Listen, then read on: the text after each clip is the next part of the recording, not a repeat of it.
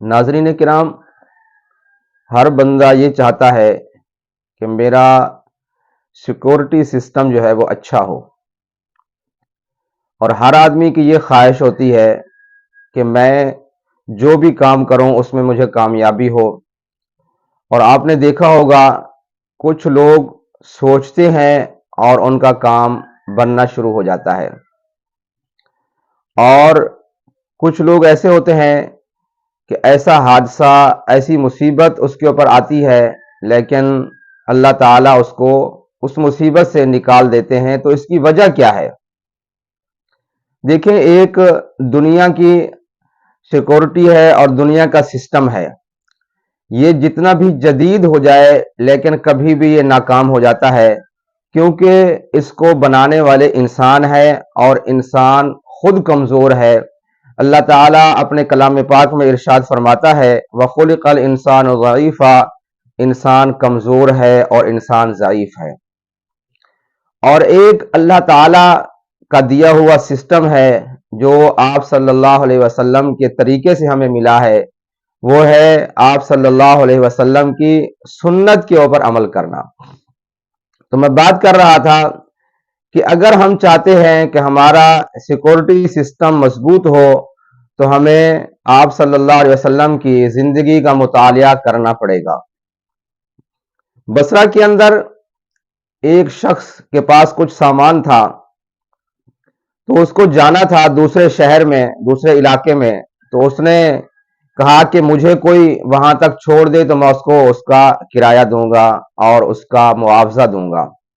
ایک بندہ وہاں پہ آیا اور کہنے لگا کہ میں آپ کو چھوڑ دوں گا اور میں اتنا پیسے لوں گا، اور بظاہر وہ ایک معذور شخص لگتا تھا، یعنی جس کو کہتے ہیں لے جانے والا، وہ بیمار لگتا تھا۔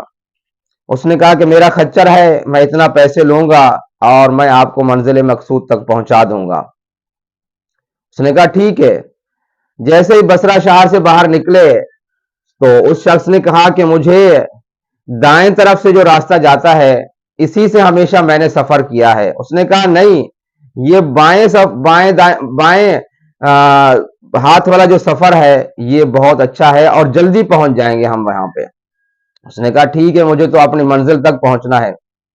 کچھ ہی دور گئے تو ایک جنگل آ گیا اور کہنے لگا کہ اب یہاں پہ اتر جاؤ، اور میں کوئی منزل تک پہنچانے والا نہیں ہوں، میں تو ایک راہزن ہوں، ایک ڈاکو ہوں، ہمیشہ لوگوں کے ساتھ یہی کرتا ہوں کہ ان کو لے آتا ہوں اور ان کا مال اسباب چھین لیتا ہوں اور ان کو میں قتل کر دیتا ہوں۔ اس نے کہا یار مجھے آپ قتل نہ کریں، میرا آپ مال چھین لیں۔ اس نے کہا کہ ایسا نہیں ہے، میرا ایک مقصد ہے کہ میں مال بھی لیتا ہوں اور قتل بھی کرتا ہوں۔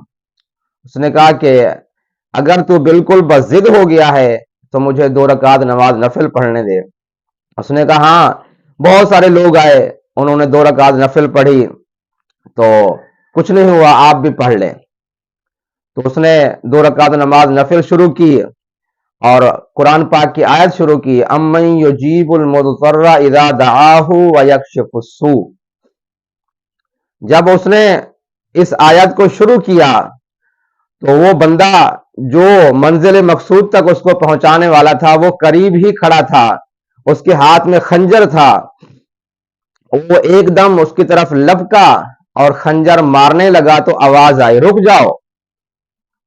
وہ رک گیا۔ آواز ایسی ہیبت ناک تھی کہ اس کے دل کے اوپر بڑا اثر پڑا۔